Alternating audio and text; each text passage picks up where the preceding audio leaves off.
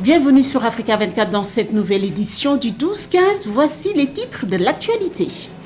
Le président de la transition tchadienne, Mahamat Idriss Déby, est arrivé à Paris ce mardi 17 octobre pour une visite de travail de quelques jours. Il a été reçu par son homologue français Emmanuel Macron ce mercredi 18 octobre. Ils ont abordé de nombreux dossiers, notamment les crises régionales, le retrait des forces françaises du Niger ainsi que la situation politique dans le pays.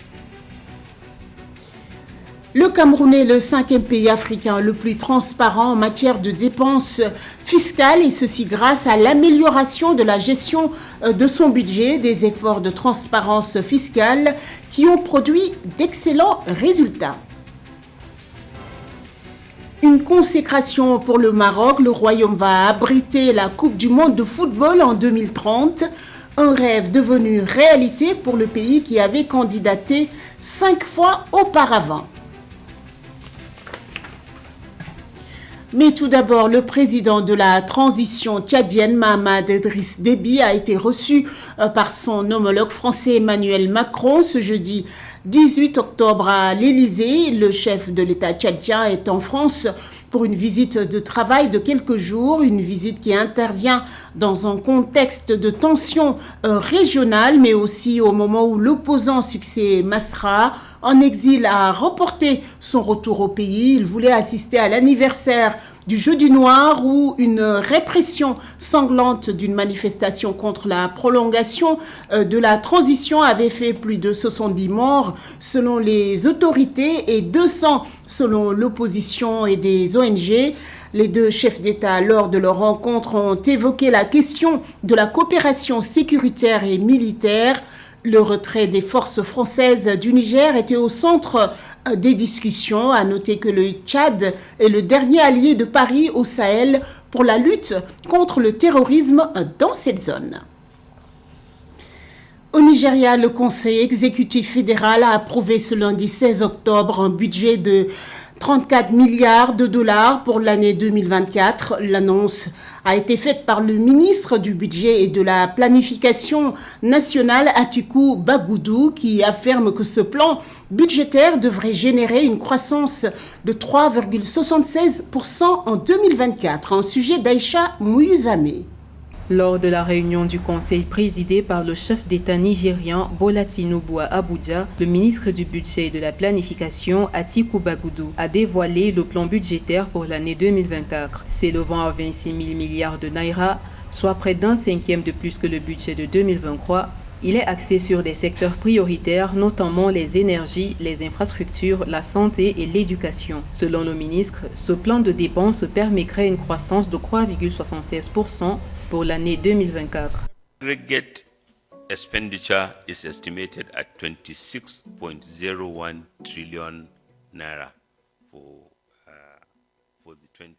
Les dépenses globales sont estimées à 26 000 milliards de naira pour le budget 2024 qui comprend les transferts statutaires de 1 300 milliards de naira, les dépenses récurrentes hors dette de 10 260 milliards de naira, un service de la dette estimé à 8 250 milliards de naira ainsi que 7 780 milliards de naira étant prévus pour les coûts du personnel et des retraites.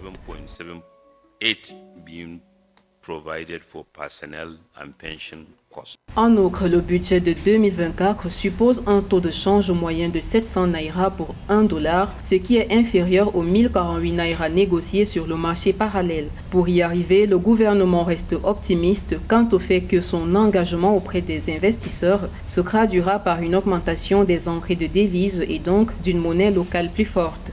Toujours dans le cadre du plan de dépenses de 2024, le Nigeria se donne pour objectif de produire 1,7 million de barils de pétrole par jour, ce qui représente une augmentation de 31% par rapport aux attentes de production actuelles. Le comité veillera au maintien du précédent établi, consistant à garantir le respect de la loi sur l'exercice financier par l'adoption du budget au plus tard le 31 décembre de chaque exercice financier. Cette évolution rendra sans aucun doute l'exécution du budget de janvier en décembre opérationnelle et réalisable. Le gouvernement fédéral prévoit également un taux d'inflation de 21% en 2024 contre un taux de 26,72% actuellement, son plus haut niveau depuis 20 ans. C'est historique, les archives de la répression de 1945 à 1971 ont été déclassifiées par la France. Une violente répression qualifiée de guerre par certains chercheurs. Plusieurs dizaines de milliers de militants, dont le leader indépendantiste Ruben Ouniobé, ont été massacrés d'abord par l'armée française, puis après l'indépendance par l'armée camerounaise du régime d'Amadou Ahidjo. Le président français et son homologue camerounais Paul Biya s'étaient engagés en 2022 à déclassifier ces archives demeurées secrètes portant sur cette répression. Cette déclassification permettra de faire la lumière sur un pan d'histoire sanglant, longtemps tu et méconnu. 3 chercheurs, 2 Camerounais et un Français, doivent, après un travail de dépouillement, rendre un rapport en décembre 2024.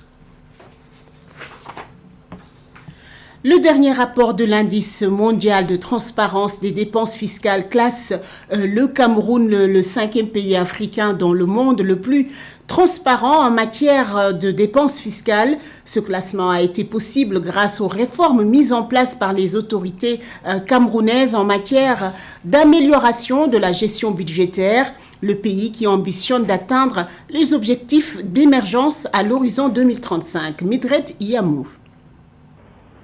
Le Cameroun connaît une avancée dans la transparence fiscale. Un nouveau rapport de l'indice mondial de transparence des dépenses fiscales classe la première puissance économique d'Afrique centrale comme le 5e pays africain et le 25e dans le monde le plus transparent en matière de dépenses fiscales. C'est le fruit des réformes initiées par le gouvernement pour améliorer la gestion budgétaire dans le pays, à travers notamment le programme d'appui à la modernisation des finances publiques. Le Cameroun fait partie des 6 États de la CEMAC qui a admis et internalisé dans le corpus de ces textes légalo-réglementaires ce qu'on a appelé les 6 directives pour le cadre harmonisé de la gestion des finances publiques. Le Cameroun étant rentré sous programme d'ajustement structurel avec notamment le Fonds monétaire international, il a entrepris également des réformes dans le secteur des finances publiques. Ces réformes ont fini par augmenter la taille de la population fiscale. Le rapport rendu public le 9 octobre 2023 révèle que ce classement du Cameroun s'explique par un score de 57 sur 100 obtenu pour la mise en place d'un cadre institutionnel garantissant transparence et responsabilité, les données sur les recettes fiscales perdues et leurs évaluations, la qualité des informations relatives à la méthodologie des rapports, la mise à disposition publique des rapports fiscaux et la précision des informations sur les entreprises cibles. Le Cameroun a pratiquement dématérialisé toutes les procédures qui ont trait à l'argent qui doit aller dans les finances publiques. Il y a un guichet unique dématérialisé qui existe. Il y a beaucoup de pays qui n'ont pas entrepris les réformes que le Cameroun a eu engagées courageusement depuis ces 7-8 dernières années dans le domaine de la bonne gouvernance et de la gestion des finances publiques. Précisons que la dépense fiscale du Cameroun s'est établie à 439,6 milliards de francs CFA en 2021, ce qui représente 1,7% du produit intérieur brut et une baisse de 12,7 milliards de francs CFA comparé à 2020. En Afrique, le Cameroun est devancé par le Bénin, le Niger, la Tunisie et le Maroc. Dans la zone CEMAC, le Cameroun arrive en tête devant le Gabon, la République centrafricaine, le Tchad, le Congo et la Guinée équatoriale. L'atelier régional de formation des formateurs sur l'agenda jeunesse, paix et sécurité initié par le Fonds des Nations Unies pour la population se tient du 16 au 19 octobre à Yaoundé au Cameroun durant 3 jours. Plus de 30 représentants de 11 pays d'Afrique de l'Ouest et centrale vont acquérir les outils nécessaires pour l'élaboration, la mise en place et le suivi des plans d'action nationaux sur la promotion de la paix sur le continent. Joël Mbalo. Renforcer les capacités des jeunes dans la promotion de la paix et de la sécurité, tel est l'objectif de l'atelier régional de formation des formateurs sur l'agenda jeunesse, paix et sécurité, initié par le Fonds des Nations Unies pour la population, qui se tient du 16 au 19 octobre 2023 à Yaoundé au Cameroun, soutenu par le ministère camerounais de la jeunesse. Cette rencontre, qui s'appuie sur la résolution 2250 des Nations Unies, va donner aux intervenants les outils nécessaires pour l'élaboration, la mise en œuvre et le suivi des plans d'action nationaux de l'agenda jeunesse, paix et sécurité. Au Cameroun, comme dans beaucoup d'autres pays en Afrique, on a un nombre de jeunes qui est très important démographiquement. Et on a des problèmes de chômage, des problèmes de cohésion sociale qu'il faut adresser et travailler pour cette consolidation de la paix qui vous permettra d'atteindre l'agenda 2030 avec une cohésion sociale, une contribution de la jeunesse au développement du pays.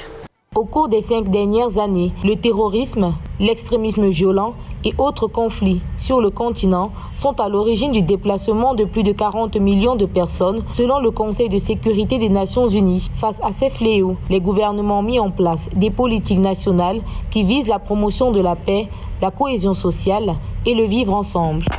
Cet atelier a été développé pour renforcer la capacité des jeunes et aussi des partenaires de développement qui travaillent avec les jeunes pour promouvoir la paix. Pour les représentants nationaux, prendre connaissance des avancées faites dans la promotion de la paix dans les pays voisins permettra à long terme de vérifier et garantir l'efficacité des mécanismes nationaux mis en place. En Centrafrique, la Direction générale de la jeunesse se félicite des campagnes de sensibilisation menées en 2022 qui ont permis d'édifier la jeunesse sur les défis liés à la paix et à la sécurité. Depuis l'année passée, nous avons formé nos jeunes en ce qui concerne surtout ceux du comité local de la paix. Ces jeunes-là font vraiment un travail formidable au niveau pays. Et nous-mêmes, nous organisons aussi des campagnes de sensibilisation sur la paix et la cohésion sociale. Le maintien de la paix n'est pas une simple option, c'est un impératif. Aussi, pour 200 millions de jeunes d'Afrique de l'Ouest, soit 64% de l'ensemble de la population, il est nécessaire de contribuer à l'essor de la région en apportant leur créativité et leur plein potentiel. Au Kenya, la promotion de l'éducation scolaire en milieu jeune est une priorité gouvernementale. Les autorités souhaitent améliorer le domaine éducatif dans les écoles secondaires publiques des terres arides et semi-arides. L'objectif est de réduire les abandons scolaires qui s'est élevé à 17 millions en 2020 à cause de la pandémie de la Covid-19. Catherine Ngombaye.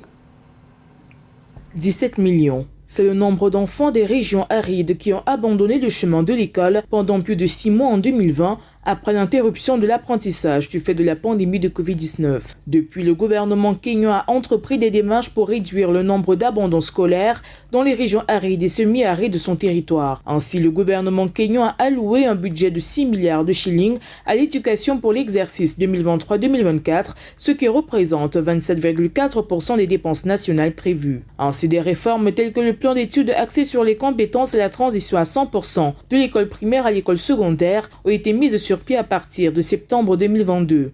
We must, to the extent possible, nous devons, dans la mesure du possible, rendre l'éducation plus accessible aux moins favorisés. À partir du moment où vous éloignez les écoles des enfants, vous la rendez plus chère et vous travaillez contre la transition. Yeah? And you are already working against the transition. Avant la pandémie de Covid-19, le taux de scolarisation dans l'enseignement primaire était de 93% à l'échelle nationale et de 53% au niveau secondaire. Une étude réalisée en 2021 par l'Initiative mondiale pour les enfants non scolarisés a révélé que plus de 2 millions d'enfants âgés de 4 à 17 ans n'ont pas été scolarisés depuis le 3e trimestre 2021. Le comté de Mandera a enregistré le plus grand nombre d'abandons scolaires, soit 295 470 enfants âgés de 4 à 17 ans. To provide for this 100% transition, every primary school should have a secondary school. Pour assurer cette transition sur 100%, toutes les écoles primaires doivent avoir un lycée. Ce sera difficile, mais c'est là que nous allons. Sinon, pourquoi n'avons-nous qu'un lycée pour autant d'écoles primaires? Ils préfèrent abandonner. Some numbers fell off.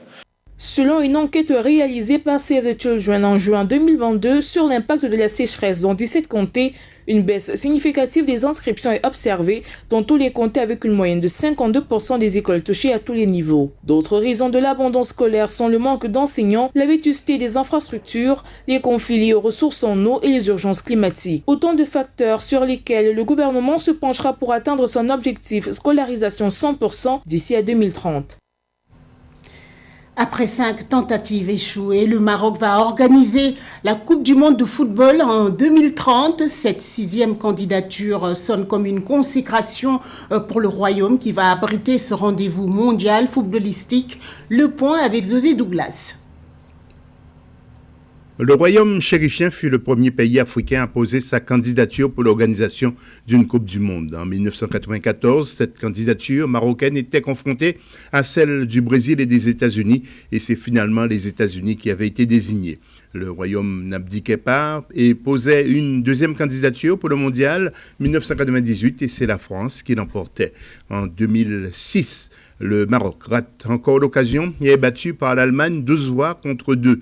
En 2010, c'est l'Afrique du Sud qui était désignée pour abriter le tournoi planétaire. 5e tentative en 2026, mais ce sont les États-Unis, Mexique et Canada qui l'emportaient avec 134 voix contre 65 pour le Maroc. Et enfin, la nouvelle candidature commune avec l'Espagne et le Portugal s'avérait la bonne pour le Maroc le 4 octobre 2023. Mais aussi pour toute l'Afrique qui va pouvoir montrer une nouvelle fois, comme l'a fait l'Afrique du Sud, qu'elle est capable d'organiser une grande compétition, la plus grande compétition de football qui soit, en respectant tous les standings mondiaux en termes d'hébergement, en termes de transport, en termes d'installation footballistique, en termes de camps d'entraînement. Une nouvelle qui tombait à pic pour le pays, fortement frappé dans la nuit du vendredi 8 au samedi 9 septembre 2023 par un puissant séisme qui a ravagé l'ouest du Maroc et avait fait plusieurs victimes et semé la panique à Marrakech et dans d'autres villes.